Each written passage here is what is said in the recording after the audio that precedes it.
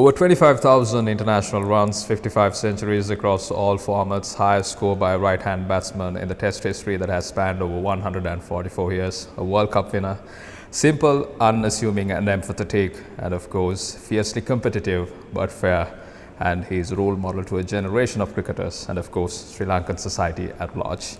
He is none other than Mahela Jayawardene. Thank you very much, Mahela, for accepting my invitation to feature on the show today. Pleasure. One question that is eating my head for a period of 7 years is that the 2014 T20 World Cup final. Come the 2014 T20 World Cup final, we had lost 4 finals in a row. We faced India in the finals. And by the 16th over, Sachitra Senanayake, Nuwan Kulasekara and Lasith Malinga did something that nobody expected. They came up with a kind of a skillfully planned implementation, I would say. And what a place to do it. It was a World Cup final and against the best of the best, Virat Kohli and MSD at the crease. Who was the mastermind behind that particular death over plan? Having played quite a bit of IPLs and played against India, we had a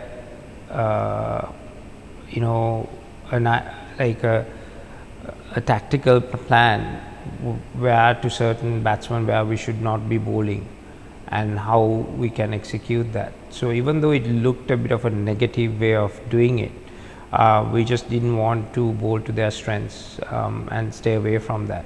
So we always plan these things against each opposition.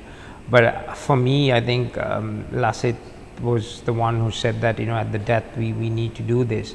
But to do that, we needed an overall plan of fielders in certain areas where we think the ball is going to travel. So we set some very unusual fields for that. But to credit to Lasith and Nuwan, I've probably one of the best execution of death bowling by 2 bowlers. Those 4 overs was absolutely brilliant. They did not miss that length or the line that we wanted to be executed. I mean, there's one thing that you plan something, but there's another thing that how you execute that plan. So I think those 2 guys, I think we conceded 28 runs off 24 balls. We had 1 boundary, and that's how good those 2 guys were. 2011 World Cup final, the biggest of the biggest stages in 2011, and you came up with a masterclass, 100. And there could have been only one person who could have turned it off and turned it on at that particular match, and then you never turned it off. How special was that innings, Mahela? It was very special. I mean, a lot of people asked me what was my best knock, and I mean, it was very difficult for me to differentiate few of the other knocks as well. But with this, but I think given the occasion and the situation that we were in, it was something special, and these are things that you don't pre-plan. It just happens that you sitting in the dressing room, it's a World Cup final, we were 2 down, we were under pressure. Then I just walk in and I just told myself, we just need to do something here and take control of the situation. That's what I told myself when I walking into the ground. So that gave me impetus that I need to be positive.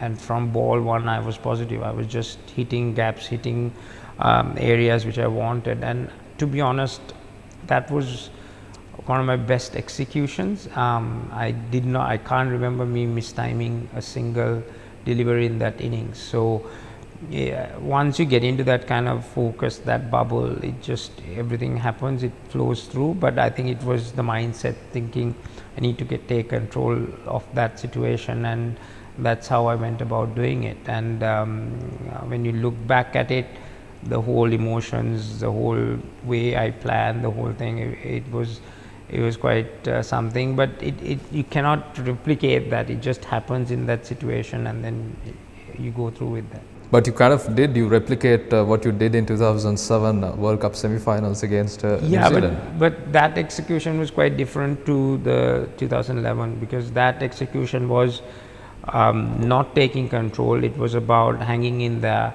make sure that you got the runs on the board kind of execution. So it wasn't a pleasant innings. It was one of those ugly innings where I just started very, very slow and made sure that the wicket was tacky, so get through that period, don't get out. And then once the wicket got better, wickets in hand, and then the last 10 overs, 12 overs, just you know, played a different innings altogether. My second 50 came in 20 odd balls or something. So that's completely contrasting to what I did in Wankhede, where from ball one it was, you know, positive batting, just get on with it. Need to be, you know, where we wanted that 250 mark. We got 274, but yeah, I mean, two different innings. Execution wise was completely different, but I reckon the results were pretty much the same in my personal view. But yeah, that's what I'm saying, you know, it's very difficult to replicate the same thing over and over again, but it's quite unique when you are able to visualize what you need to do and then go and do that. I remember that you hit Jacob Oram over long on for a 6 in that particular match. That kind of changed the course of that innings. Going back to 2011 World Cup final, what could we have done differently? Murali was saying that he insisted that we chase. No, I mean, no one. I mean, no one had thoughts of chasing. I think the Indian team, they wanted to bat first as well, purely because that wicket we played prior against New Zealand in a group game as well, the wicket deteriorated. India played on that surface, the wicket deteriorated. So everyone knew that runs on the board and then that. But unfortunately, the dew came in and we practiced 2 nights in a row before that, and there was no dew on the venue.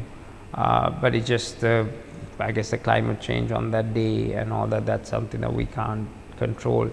So the dew came, and India, if they had won the toss, they would have batted as well on the toss, which MS said they were going to put runs on the board. So I don't think we could have done anything differently. I think, you know, we scored at that time, was one of the highest runs scored in a ODI final, in a World Cup final. And then we started well, taking a couple of wickets, and then we knew the Indian batting lineup was strong. The entire tournament, their batsmen won the matches for them. So we needed to keep picking up wickets, keep putting them under pressure. I think, you know, unfortunately we dropped one catch, which was one of Gambhir early doors, where he then controlled the innings, got to that 90. But our spinners were taken out of the equation of attacking options, because purely on the dew factor, because the balls were skidding, we didn't have the control. So we bowled our spinners much earlier, so that they didn't have to bowl with the dew when the dew started coming in. But we just couldn't get wickets. I think, you know, India batted well, and that happens. I mean, it's like what Gilchrist did to us in 2007. You know, it's just one of those innings. I mean, these are brilliant players, and if they turn up on the day and execute something like that, that happens, and you take it on board and learn from that and move on. I mean, I know it came up many times. It's quite easy to analyze a game once it's finished. But if you ask any expert or whoever before a game, can you predict what's going to happen, having looked at the condition? It's near impossible to predict how things are going to happen. It's all about the mindset. Every player, whether it be cricket, football, whatever, on a big game, the nerves do take over a certain percentage, and then you are bound to make those mistakes as well. It doesn't matter who you are. So, I mean, that's part and parcel of sport, and that's the beauty about it as well. What was the first thing that went through your mind when you heard that Gilchrist had used a squash ball inside his glove? Nothing. It's just nothing. I mean, it's brilliant. I mean, if someone can, you know, because he had an issue with his grip and it was turning, the bat was turning in his hands, so he used something to stop that technically. I mean, if you ask me to bat with a squash ball in my glove, I wouldn't be able to do that. So it itself is a skill to do that, and then it helped him to get a better grip of the bat, and brilliant. I mean, I think more cricketers should think that way and see if they can be better players by using these kind of different methods. What could have happened had a Sri Lankan player used a Scotch ball? And Nothing would have happened. I mean, if you scored runs, then it would have been fine. I don't think it's actually so the whole concept of misusing things is that if you apply something, say if you apply artificial substance to the ball to change the condition of the ball, here you're not changing anything. This is just the internal thing that he used to grip the bat better. Just because he gripped the bat better, still he has to play the shots properly, still have to execute everything the same way. So there was nothing wrong with that. talking about the 2015 World Cup campaign, following your retirement, we played Pakistan in a one-day series, and thereafter, based on Sri Lanka's calendar, we did not have any international tour schedule up until the England series. And then all of a sudden, Sri Lanka Cricket organized a tour to India, a 5-match one-day series. And then what transpired with the media is that Sri Lanka cricketers will be focusing on their fitness, getting back into shape and enhancing their skill levels or something like that. Did that series against India, which we lost 5-0, I believe, hamper our progress, preparations mentally and physically leading up to the World Cup? It's very difficult to argue both sides, I think. Then again, because we didn't have much cricket leading up to the World Cup, I think guys to be able to play was important. But at the same time, we didn't have our main team going to India. We had a few guys who was not ready, who was not fit to go. So we went with a team that we wanted to try a few players before the World Cup, so which we did, experimented. So in a way that it was a good opportunity for some of the guys to be able to get exposed in that manner. But at the same time, not having the best team and then not being able to compete at the level that we wanted to compete, yes, preparation wise. So I mean, it's not a right or wrong thing. I think there's good and bad in that. But I think then we went to New Zealand. We had a series leading up to that, which was good, and then I think we started the World Cup pretty well. We've played some really good cricket. Got to the quarterfinals and had a bad day. So that's how things go. Once you get to that knockout stages, you cannot have those kind of bad days. You need to be on your best performance. So I mean, that's what World Cups are. You can be the best team in the world, but if you make mistakes, you get penalized. What could you have done differently in that particular match? I think our batting was the key to the whole game. I think up to that point, we batted really well. I mean, Sangha couldn't stop scoring hundreds, and we were in a very good space. But the only thing is, because our top order was scoring runs, I didn't get to bat after I got my 100 against Afghanistan in that match. I didn't bat for 4 games after that because our top order was finishing matches. So the middle order, the lower middle order, wasn't exposed to situations as such until that quarterfinals, and so therefore I think that probably would have hindered things, but no excuses. I think they bowled well and we didn't bat that well. I mean, we had a score which was around about 250 that we wanted to post, having won the toss, and we just didn't bat well. Talking about Mahela's big match temperament, what is so unique about it, Mahela? I think I don't go through the big match beforehand. I just say that the challenge for me starts when I cross that line, whether I bat or bowl, whether we are on the field. So I try and be in that moment rather than pre-plan what I need to do. So the match situation can change because I bat number 4. I don't open the batting. I don't take charge straight away. So I always have to adjust my game plan according to the match situation at that point. So there's no point me predetermine think this is I need to do, but obviously you have a game plan against the opposition bowling attack, what is their strengths and weaknesses and how I need to manage it. But even at that, on each given day, that bowling unit can bowl differently. The best bowler can be the worst bowler on that day, so then you need to capitalize on that. So that mindset, that game plan keeps changing according to this match situation. So that's what I tell all the guys even now, that don't have a pre-planned way of batting, because you cannot. That moment in that situation, that's what you need to take control of. The best bowler that you think going into the game can be the worst bowler, and someone else can be the best bowler in that particular moment. So you need to be able to keep changing your plans and execution according to that particular moment. When you spoke about it, what comes to my mind is the law of attraction and visualization. It's a bit contradictory to what you said at this point of time. You never visualized anything? No, you do visualize the environment, the atmosphere and all that, but I've always said that you cannot play tomorrow's game tonight in your bed. You cannot do that.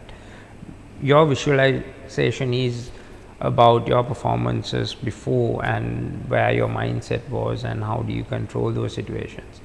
But the actual game starts tomorrow, and that's something that you need to be aware, and then you go and start that game once you cross the line.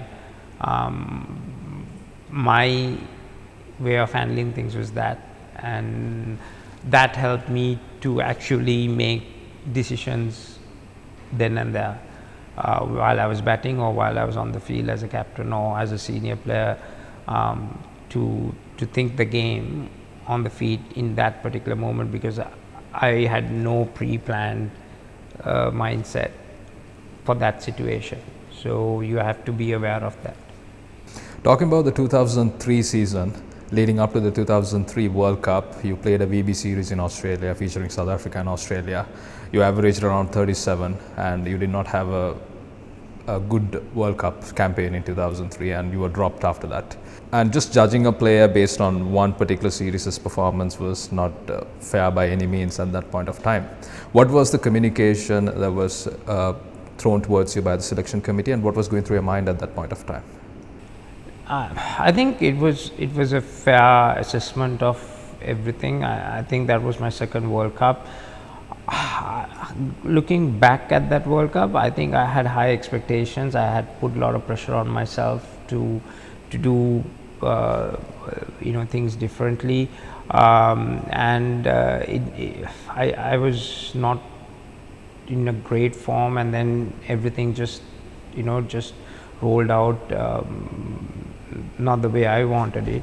Scored only 17 or 20 runs in 7 innings, but still we got to the semi-finals of the World Cup. And I've learned a lot from that period of leading up to the World Cup and that World Cup. Me personally, my mindset and the approach. And soon after that World Cup, I think Aravinda was appointed as into the selection committee with few others. So they had a very honest conversation with me and said, like, why don't you have a break and refocus? So I was out of the team for about good 2 months, and gave me some time to think, sit down and say that, okay, what did I do right and wrong leading up to that World Cup, my thinking process and all that. And then played a domestic tournament, scored runs again. There was a warm-up game, I remember it was against New Zealand, I scored runs, and then back in the test team. I didn't come back into the one-day team straight away, but it was in the test team, scored runs again, and then came back, and then never looked back after that. And that learnings from that World Cup actually helped me for the next 2 World Cups, because I was the highest run scorer in Caribbean, next to Haydos, and then 2011 World Cup, which I was again in the top 5 run scorers. So I think it's all about learning. It's all about, as being a youngster, understanding what needs to be done. I mean, you have your skill set, but skills alone is not going to help you. It's a mindset, it's your game plan, how you execute game plan. So it's all about learning. It's not going to just happen like that. So it's about you understanding what needs to be done. I've learned a lot, and selectors had a very good honest conversation with me, and I felt that was the right thing at that time. I want to pick your brains on this particular topic, execution and mindset. It's easier said than done. For example, if you talk about Kusal Mendis all around the cricketing fraternity, they talk about how he is not mentally prepared to take on challenges that is kind of posed towards him. How do you kind of pursue this? Well, it's about the environment around you and the individual who you are. I mean, all those have to tally when it comes to mindset and your learnings. How do you learn from your mistakes and adapt that into your game plan? And the first thing is to understand what is your strengths and weaknesses, and then develop a game around that. I mean, if you see over the years, if I just take cricket, but there are other sportsmen, you can take examples. But if you take cricket, I mean, you have cricketers who had limited skills, limited, stroke play, but they still scored runs because they had a solid game plan around that execution. So it's about understanding your game, and that has to come from the individual. It's fine, the coaches can advise, coaches can tell things, but it's up to the individual to realize, go through the whole processes and say that, okay, this is my area, this is where I need to be aware of, and then against each opposition you have a game plan to execute. So different conditions then comes into play. How you play in Sri Lanka, how do you play in England, Australia, South Africa, like that. So those game plans keep varying, keep changing. So that's something that's where the mindset comes in, and then the game plan, and then the execution. You had some epic debut games. 1997, that 340 runs that Sanath Jayasuriya scored. You were at the crease when we passed the highest ever test score. You hit the winning run in your first one day. And of course, when you scored your first century, we chased 300 plus runs. And incidentally, it was a match that Murali was called for illegal action by Ross Emerson. Can you briefly explain me the sequence of events that occurred leading up to you being selected to play for Sri Lanka? How did you get to know that you have been selected? I was playing for SSC at that time. I had a very good season, and the Sri Lankan team who went to West Indies, there were quite a few injuries. That Pace battalion hurt quite a few of our guys, so we had injuries. Because that was my first class season, and I had a really good start to that, and I was in form. So I got a call because Arjuna was anyway captaining SSC at that time. So I got a call saying that, there's a good chance that you'll be in the squad. So I was highly thrilled, and after the selections, obviously they brought me into the squad, but there was no indication that I would play against India in that test match, but leading up to the test match, because of the injuries, the guys didn't get fit, and I had the opportunity. I think it was Hashan who had a fracture in West Indies, so he didn't recover, and then I was slotted into that number 6 place for that test match. So they told me a day before at practices that I'll be playing the test match. So I was highly excited, and told my parents and my friends and all that. And I remember leading up to the match, but the best thing was that you had a amazing group of guys. When you first walk into that dressing room being part of the squad, that was in 97, and this was the guys who won the World Cup in 96, and you have your Arvind, you had Arjuna, Hashan, Roshan, Sanath, all those guys. So it's a brilliant dressing room to walk into. And I still remember going into Ketaram for the day before the test match practices. I didn't know where to sit, so I waited because everyone has their own places that they sit. So once they all sat down and all that, I just stood in a side and then found a place and put my stuff and sat, and that was the place that I sat throughout my career. I mean, the dressing rooms changed after a while, and when it changed, then my location got shifted a bit, but that was my spot for my entire career at Kettara. What was the first message that you got from your teammates before you walked into the field? Every message I think every youngster gets, just enjoy the occasion, just enjoy the moment. It's nothing different. I think, it's a game of cricket. Nothing changes. But it's about learnings. I mean, experience wise, you don't have any experience at that moment. So you just go and play the game, and then every day that you spend out there in the middle, you learn and learn and learn by observing how the others react to situations, how other players manage certain things. So then you try and bring that into your own game. Did you have any negative thoughts leading up to those matches in case if you fail you won't be selected for the next match? Well, not really, because I was only 20 years old at that time, and it was an opportunity for me. I wouldn't think that if I don't perform then I might not be there, because it's a great opportunity and you take the challenge and you try and play your best cricket. If it works, it works. If it doesn't, it doesn't. So you shouldn't think like that. And probably one of those reasons why I had a great start to my international career and gave me a lot of confidence to know that I belong there. You were handed over the vice captaincy in 1999. Obviously, you were reluctantly accepting that particular offer. Again, 2006, following Marvan Attapattu's injury, you took over the captaincy, and then you had a tremendous series in England. We beat them 5-0, leveled the Test series 1-all. What was a different type of mindset that you had back into 1999 versus 2006, Mahela?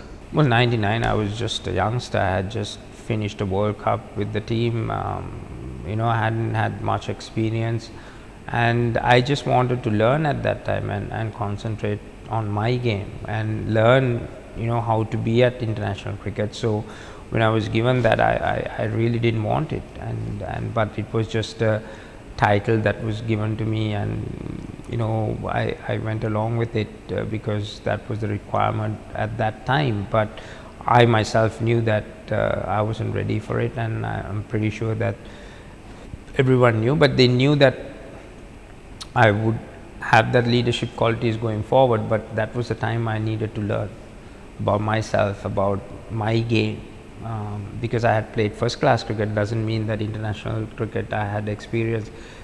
First class cricket and international cricket, there's a huge gap, so you need to be able to understand that change. And 2006, 2004, 5, 6, I've learned from 2003. I've learned what my game is all about, and I've been playing a lot of cricket, so I was prepared at that time. And when I was asked to take over the team, like you said, when Marvan was injured, and I was ready for it. And I had a younger group as well, much younger players coming through, very skillful players, and it was fun times at that. In the 2007 World Cup, Marvan was omitted from the tournament because we had a very strong squad and there was no place for him to basically fit into. As a young captain, how did you kind of handle that kind of an atmosphere? Yeah, I mean, it was a tough call because he was injured, and during that period a lot of guys came in and they've established themselves, and Tom was the coach at that time, and we still wanted Marvan because he had the experience, and his best position for him to bat was in that top order, either open the batting in 3. So we had Sangha was batting at 3, and Upul and Sanath were phenomenal at that time as an opening combination, the way they batted in England and leading up to the World Cup. So we didn't want to disrupt that, and the middle order was very solid. We had guys like Dilshan, Charmer and Russell who knew their roles and doing that, and Marvan at that time hadn't played much cricket batting in that middle order. He was a top order. So yeah, I mean, it was a tough call, and we had an honest conversation with Marvan before the first game after the couple of warm-up games in the Caribbean, and explained to him this is the situation, but any injuries or whatever, he'll be the first to be called up because he had the experience. And I think, you know, it was a tough call, and even Marvan didn't take it that well at that time, but we felt that that was our best 11 for that World Cup. And when you look at the entire World Cup, I think that was the right decision that we took, and for us to finish the World Cup in the finals, no one gave us any opportunity or confidence to say that we would get there. Yeah, I mean, that's how the game goes. I think as long as you go through the processes in your mind and the decision making, and you know that this is the right thing, we can't make choices for the wrong reasons. You have to always make choices for the right reasons, and it wasn't just my decision, it was the selectors, the team management, and everyone together. So when you put that many heads together, you can't make a wrong choice. So I think we went with that. Talking about that England series back in 2006, we won the one-day series 5-0. In the first match, Upul Taranga scored a century at Lords. Sanath Jayasuriya scored a century in the second match, and it's kind of a chronological order. You scored a century in the third match, and we were expecting Sangha to score a century in the fourth match, but he did not. And the fifth match, we were thinking, okay, 4-0, 4-1 is acceptable. And then England scores 321 runs, and Sanath Jayasuriya and Upul Taranga goes ballistic, and they chase down the target in about 40 overs. How did you ever have to say anything to Sanath Jayasuriya when he goes into bat, Mahela? No, I think even at that time, you know, his role, he knew what his role was. I mean, we never put restrictions on Sanath to change his game. I mean, it's just about making sure that if he doesn't get the runs, then the next guy takes control of that situation. So I think that's the game plan that we had for Sanath, whether it's test match cricket, one-day cricket, T20 cricket. You know, he just goes and plays his game on the day, because single-handedly he can destroy an opposition. So at that time he was in his peak as well, like, you know, as an experienced player, and he just batted brilliantly in that series. I think everyone got 200 each. I think I had 2, Sanath got 200s, and Upul got 200s. And the beginning of the series, the plan was for one of our top 4 guys to score 100. Doesn't matter whoever it is, because we knew if one guy gets 100, that means we get to that power score that we wanted, because our bowling attack was quite unique. Murali was to play, but he got injured and he came back, so Malinga Bandara took over and he bowled really well. But we had Wasi and Lasith was in his prime. Wasi was very good in those conditions. So we introduced Maharoof in that series as well, and he bowled really well. And we had part-timers, we had Dilshan bowling, we had Sanath bowling. So we had a very, very good options available, and just went with it. And Dilhara was bowling well. He had pace and bounce, and yeah, like I said, you know, it was a very talented group of players that I had to lead, so it was much easier job.